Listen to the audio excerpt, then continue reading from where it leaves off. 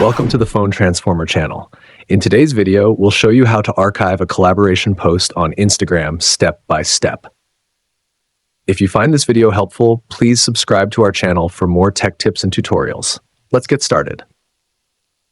Step 1. First, open the Instagram app on your Samsung phone. Make sure you're logged into your account before proceeding. Step 2. Once the app is open, look for your profile icon at the bottom right corner. Tap on it to access your profile. Step 3. From the profile menu, you'll see all the posts you've shared. Scroll through and find the specific collaboration post you want to archive. Tap on the post to open it. Step 4. After opening the post, look for the three dots icon in the top right corner of the screen. Tap on this icon to open a menu. Step 5. In the menu that appears, you'll see several options. Tap on Archive to hide the post from your profile immediately. Step 6. To view the archived post, return to your profile page and tap on the three horizontal lines at the top right corner.